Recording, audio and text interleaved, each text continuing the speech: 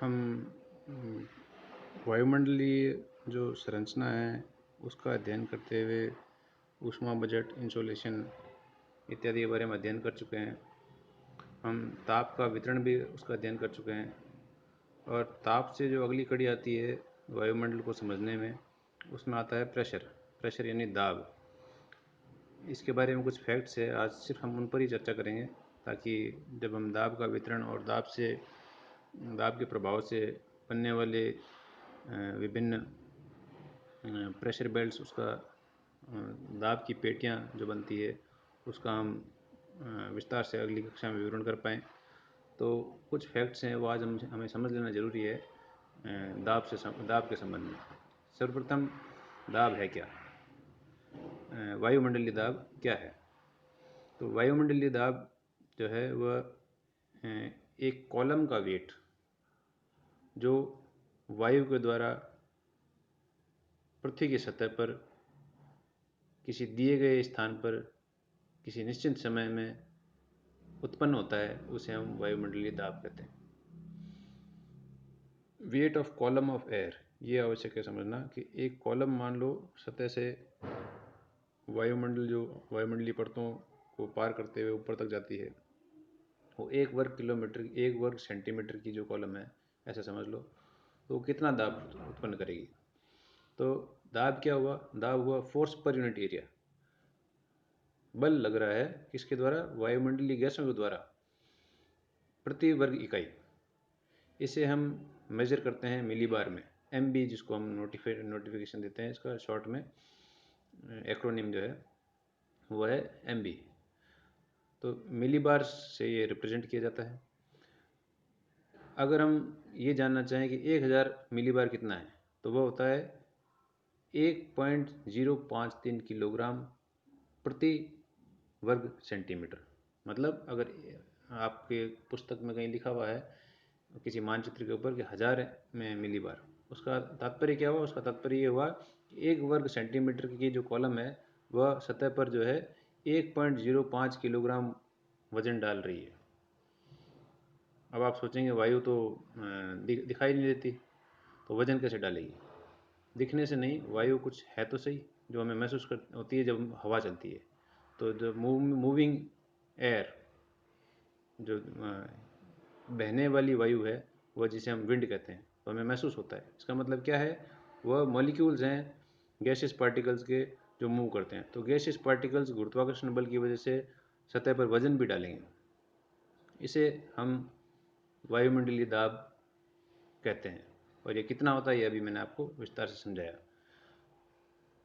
एक स्टैंडर्ड लिया जाता है कि वायुमंडलीय दाब स्टैंडर्ड कहाँ पर है, तो वह स्टैंडर्ड होता है मीन सी लेवल,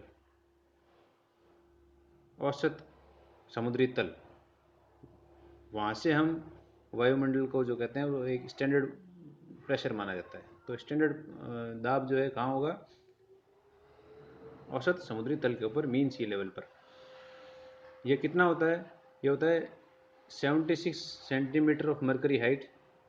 76 सेंटीमीटर अगर मरकरी एक टेस्ट ट्यूब के अंदर है तो वो 76 सेंटीमीटर ऊपर चढ़ जाएगी। 1 वर्ग सेंटीमीटर की जो टेस्ट ट्यूब है वो 76 सेंटीमीटर ऊपर चढ़ जाएगी। मान लो हमने एक मर्तबान लिया जिसमें पारा डाल दिया, उसमें एक खाली टेस्ट ट्यूब को औंधे मुंह उल्टा करके हमने उस मर्तबान में डाल दिया, तो पारा उस परख नली के अंदर भी प्रवेश करेगा और जो 1 सेंटीमीटर वर्ग क्यूब की जो परख नली है उसमें पारा जो है वायुमंडलीय दाब के कारण ऊपर चढ़ना शुरू हो जाएगा। तो औसत समुद्री तल के ऊपर यह पारा 76 सेंटीमीटर ऊपर चढ़ जाता है जब 1 सेंटीमीटर वर्ग की नली होती है। इसे हम 76 सेंटीमीटर मरकरी हाइट भी बोल सकते हैं और इसे हम 1013.25 MB भी बोल सकते हैं। मतलब औसत समुद्री तल पर 1013.25 मिलीबार प्रेशर होता है। अब इसे हम प्रेशर को हम दर्शाएंगे कैसे मानचित्र के ऊपर? तो हम दर्शाएंगे आइसोबार्स के द्वारा। आइसोबार्स क्या होती है?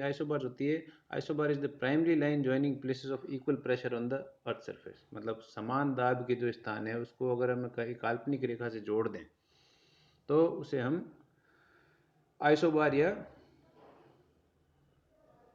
समदाब रेखा कहेंगे। तो ये कुछ फैक्ट्स हैं जो अब तक हमने समझे। अब इन आइसोबार से हम एक अन्य चीज़ भी जान सकते हैं जिसे हम कहते हैं प्रेशर ग्रेडियंट, दाब की ढाल, ऐसा समझ लो तुम। प्रेशर ग्रेडियंट मतलब एक स्थान से दूसरे स्थान पर जब प्रेशर बदल रहा है तो कितना बदल रहा है, अगर उसको हम ग्राफ के द्वारा समझाना चाहें तो उसमें ढाल कितना होगा, ये प्रेशर ग्रेडियंट होता है। अगर समदाब रेखाएं नज़दीक नज़दीक हैं, इसका तात्पर्य क्या हुआ? इसका तात्पर्य यह हुआ कि दाब की प्रवणता, जो प्रेशर का जो ग्रेडियंट है वह अधिक है, मतलब दाब जल्दी जल्दी चेंज हो रहा है।